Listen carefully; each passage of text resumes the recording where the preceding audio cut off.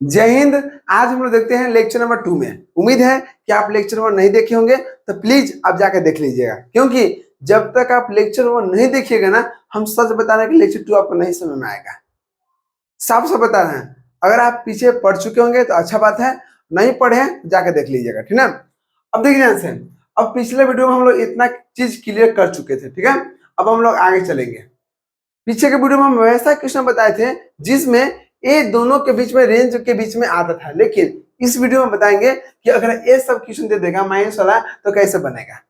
Minus cos और सेक और कॉटे में दिक्कत होता है, कॉस सेक और कॉट में, क्योंकि कॉस को उल्टा सेक होता है और सेक में देखिए यहां से कॉस में देखिएगा दिक्कत कैसे होता है। कॉस में 0 और 180 के बीच में होना चाहिए, लेकिन कहीं ना कहीं माइनस आ गया तो गड़बड़ा देता है, और माइनस आ गया तो कैसे होगा। ठीक, कॉस हो गया, आपको सेक में भी वही है और कॉट में भी वही है, क्योंकि कॉट में भी देखिए, कॉट में देखिए 0 और 180 के बीच में, इसमें भी माइनस नहीं आता। लेकिन आपको अगर साइन में माइनस आएगा तो कोई दिक्कत नहीं है, और कोसेक में आएगा माइनस, कोई दिक्कत नहीं है ना। अगर आपको 10 में देगा माइनस तो कोई दिक्कत नहीं, क्योंकि माइनस में ऑलरेडी रेंज दिया हुआ है। लेकिन आपको इसका देखिए कहाँ गया, इसका वैल्यू और इसका वैल्यू और इसका वैल्यू, इसका तीनों के माइनस में नहीं दिया है, नहीं दिया ना, तो माइनस में नहीं दिया है। तो जब भी हम क्वेश्चन बनाएंगे थोड़ा ध्यान रखिएगा कि इसमें अगर माइनस आ रहा है तो उसको खत्म करने का कोशिश करना है, ठीक ना। अब समझिएगा, हम क्या बोलते हैं, सोल्व करने का सबसे आसान तरीका है, जो दिया हुआ है उसको हमको क्या करना है, थीटा मान लेना है। थीटा मान लिए, अब थीटा मान लेंगे तो कॉस नहीं जाएगा तो कॉस थीटा हो गया, माइनस है तो माइनस होगा। अब 1/√3 किसका वैल्यू होता है, तो आपको पता है cos 45 का वैल्यू होता है, और 45 डिग्री को हम बोलते हैं रेडियन में cos π/4, क्या बोलते हैं, π/4, और रेडियन में बदलने के लिए ऑलरेडी सिखा चुके हैं। cos cos कट गया तो थीटा कितना आ गया जी, थीटा आप देख रहे हैं कि यहाँ पर π/4 आया, लेकिन आप cos cos मत काटिएगा।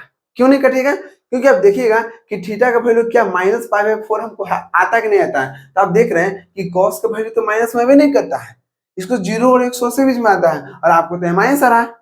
तो जब तक वैल्यू इसके रेंज में नहीं रहेगा तब तक cos को मत काटिएगा, ठीक ना। अब समझिएगा, अब यहाँ cos थीटा है तो cos थीटा लिख दीजिएगा। ऐसा फॉर्मूला को ढूंढिए जो 11th क्लास में पढ़ा चुके थे कि अगर माइनस है तो माइनस कैसे खत्म होगा। तो आप लोग एक फॉर्मूला पढ़ाए थे हम कि cos 180 माइनस थीटा बराबर होता है माइनस cos थीटा। क्या होता है, माइनस cos थीटा। अब आप बताइए कि 180 माइनस थीटा कर रहा है तो माइनस में आ जाएगा, और माइनस ऑलरेडी हमको है, क्या है, माइनस ऑलरेडी है। इसका मतलब कि minus minus cos cos theta, theta का जब दे दिया π/4, तो जब इतना दे दिया तो क्या इतना नहीं ला सकते हैं, लाइए। तो देखिए cos हो गया, cos लिखेंगे, 180 180 को रेडियन क्या बोलते हैं, पाई बोलते हैं, क्या बोलते हैं, पाई।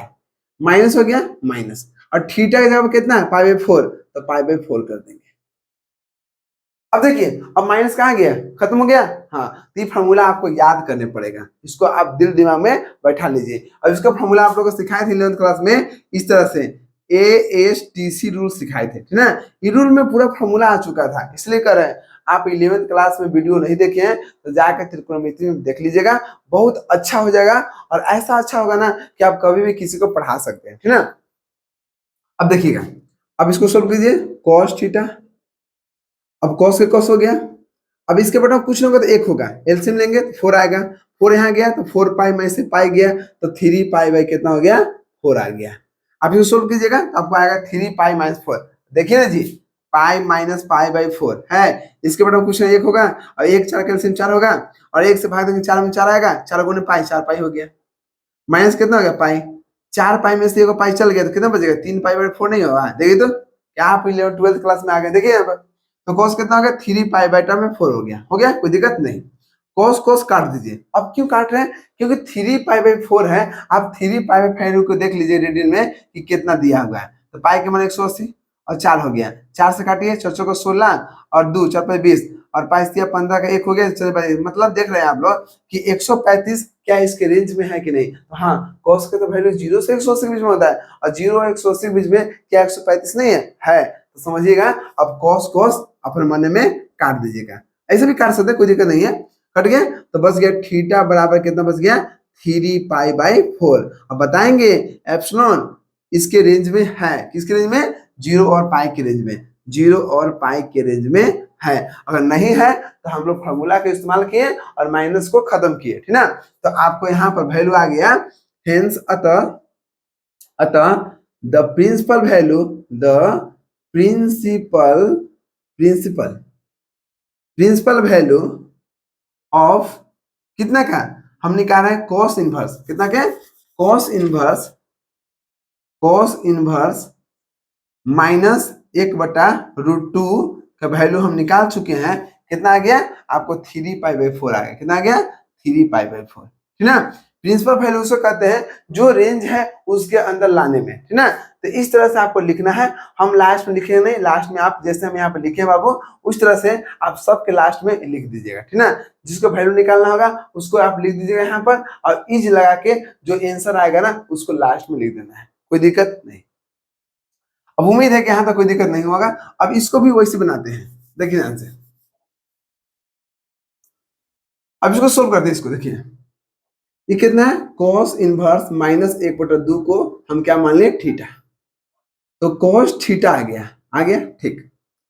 अब बताइए -1/2 मैंने 1/2 किसका वैल्यू आता है, तो cos 60 डिग्री का जो वैल्यू है ना वो 1/2 आता है। तो 60 के मतलब π/3, कितना आ गया, π/3, कोई दिक्कत नहीं। अब देखिए कि माइनस क्या कॉस के में होता है, तो कॉस में तो माइनस नहीं करता है, तो वही फॉर्मूला लगाइए, कॉस थीटा। माइनस को हटाने के लिए सबसे आसान तो फॉर्मूला है, क्या फॉर्मूला है जी, कॉस थीटा 180 माइनस थीटा, तो 180 कितना हो गया, पाई। थीटा कितना है, π/3, माइनस हो गया, खत्म। कॉस कॉस कट गया तो थीटा में कितना आ गया, 3π में से ये पाई गया तो 2π/3 आ गया। अब इसका एप्सिलॉन है कितना, 0 और पाई के बीच में है। तो आप लोग लास्ट में इसको लिख लीजिएगा कि hence the principal value of cos inverse -1/2 is 2π/3, ठीक ना। हम यहाँ पर लिख दे रहे हैं, जगह नहीं बच रहा है, ठीक ना।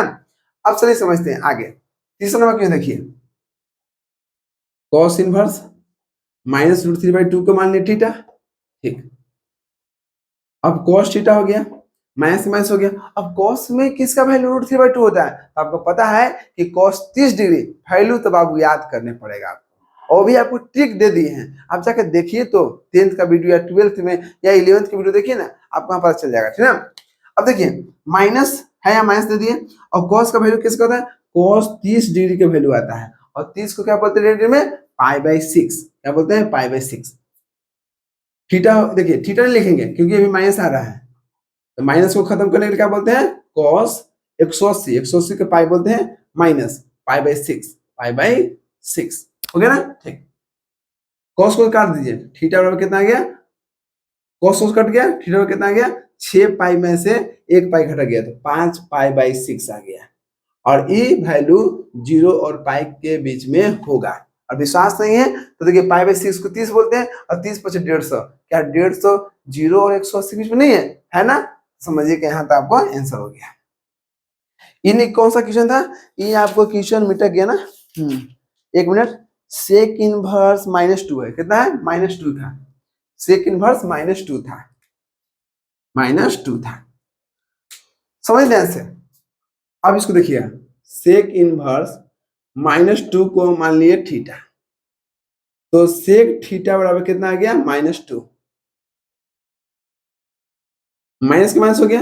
और सेक किसका वैल्यू 2 होता है, आपको पता है बाबू कि cos 60 डिग्री का वैल्यू होता है 1/2, और cos को उल्टा सेक होगा, इसका मतलब 1/2 का उल्टा 2 हो गया, मतलब सेक 60 का वैल्यू, 60 का मतलब π/3। सेक सेक नहीं कटेगा, क्यों नहीं कटेगा, क्योंकि माइनस है, और माइनस में सेक नहीं होता, देख लीजिए इसमें माइनस में नहीं होता, माइनस को घटाया है, माइनस में नहीं होता है। तो इसको ही फॉर्मूला लगाइए, सेक थीटा बराबर कितना हो गया, सेक उसका भी यही फॉर्मूला है, सेक 180 में थीटा, 180 का बोलते हैं पाई, माइनस थीटा कितना हो गया, π/3। सेक थीटा हो गया, और देखिए सेक से कट गया ना, सेक से कट गया। अब थीटा में क्या हो गया, 3 पाई में से 1 पाई चल गया, 2π/3। अब चेक करना है क्या है कि नहीं, और जो यहाँ पर है उठा के यहाँ रख दीजिए, इसको यहाँ पर 0 पाई हो गया, -π/2 घटा दीजिए, हो गया ना। ये लास्ट में उठा के और लास्ट में रख देना है कि हाँ बाबू ये जो 2π/3 आया ना कहीं ना कहीं इसके बीच में है, ठीक ना। अब चलिए इसमें कॉट इनवर्स -1/√3 मान लिए थीटा, ठीक है। तो कॉट थीटा बराबर कितना हो गया -1/√3 और -1/√3 आया तो क्या कॉट थीटा बताइए कि कॉट 1/√3 वैल्यू किसका होता है, 1/√3 वैल्यू होता है। आप सोचिए दिमाग लगाइए 10 30 का वैल्यू कितना होता है 1/√3, ठीक है नहीं होगा। 10 60 का वैल्यू होता है √3 और 10 का उल्टा का कॉट होता है, इसका मतलब √3 का उल्टा करेंगे तो 1/√3 आ रहा है, मतलब 10 60 डिग्री का वैल्यू यहाँ पर होगा। तो 10 60 है यहाँ कॉट हो गया तो कॉट 60 हो गया, 60 के मतलब π/3 माइनस में हो गया क्योंकि माइनस दिया हुआ है, ठीक। अब आपको नीचे दिखाई दे रहा है कि नहीं, हाँ दिखाई दे रहा है। अब देखिएगा कोट कोट नहीं काटेंगे, क्यों नहीं काटेंगे, क्योंकि कोट में माइनस नहीं आता। देखिए कोट में माइनस नहीं आता है, माइनस आ रहा है दिक्कत हो रहा है। तो कॉट थीटा वही फॉर्मूला लगाइए, कॉट 180 में थीटा 180 कितना हो गया 180 आपको आ गया 180 के पाई -π/3 कॉट कॉट कट गया तो थीटा का वैल्यू कितना आ गया 3 पाई में से एक पाई चल गया 2π/3। क्या 2π/3 इसके बीच में है कि नहीं आ रहा है, 0 और पाई के बीच में है, चेक करना है। तो 2π/3 का मतलब क्या होगा कि π/3 का 60 हो गया, 60 ना 120 हो गया, तो क्या 120 नहीं है 0 और पाई के बीच में, है कि नहीं है, तो है। इसका मतलब कि यहाँ इस तरह से आपको सोल्व होगा। अब एक क्वेश्चन आप बोलिएगा कि सर sin 10 जो प्लस जो माइनस में ऑलरेडी है पहले से उसमें एक क्वेश्चन बता दीजिए ना। तो देखिएगा एक क्वेश्चन और बता रहे हैं, थोड़ा सा आप यहाँ तो लिखिएगा। एक क्वेश्चन हम लेते हैं इसमें माइनस में, जिसमें कैसे बनेगा, एक मिनट देखिएगा साइन इनवर्स, ध्यान दीजिएगा यहाँ पर छोटा क्वेश्चन। साइन इनवर्स कितना होगा, साइन इनवर्स में आपको आ गया 1/√3 कितना आ गया, इसमें 1/√2 आ गया, ठीक है। इसको ध्यान दीजिएगा, सोल्व करते हैं। साइन इनवर्स -1/√2 को मान लीजिए थीटा, तो साइन थीटा बराबर माइनस आ गया 1/√2 आ गया, माइनस के माइनस ले लिए। अब 1/√2 वैल्यू कितना होता है, साइन π/4 होता है 45 डिग्री हो गया। साइन साइन कटेंगे, क्यों काटेंगे, क्योंकि माइनस साइन में माइनस ऑलरेडी होता है, -π/2 से वैल्यू π/2 मतलब माइनस में वैल्यू रह सकता है, इसलिए हम साइन साइन यहाँ काट दिए। तो थीटा का वैल्यू कितना आ गया -π/4, किसके बीच में जी, -π/2 से लेके π/2 के बीच में होना चाहिए। तो -π/4 का मतलब 45 हो गया और -45 हो गया, मतलब -45 क्या यहाँ पर -90 और 90 के बीच में नहीं आता है, आता है ना। तो उम्मीद है कि यहाँ तक आपको दिक्कत नहीं होगा। अब इसी तरह से वीडियो आगे मिलेगा और नेक्स्ट वीडियो में आपको बताएंगे कि अगर सब एक साथ मिल जाएगा तो उस समय कैसे क्वेश्चन को हल किया जाता है। बस आप लोग वीडियो में बने रहेगा और बहुत आराम से धीरे धीरे आप लोग पढ़ाएंगे, उसमें कोई दिक्कत नहीं होगा। मिलते हैं नेक्स्ट वीडियो में, जय हिंद।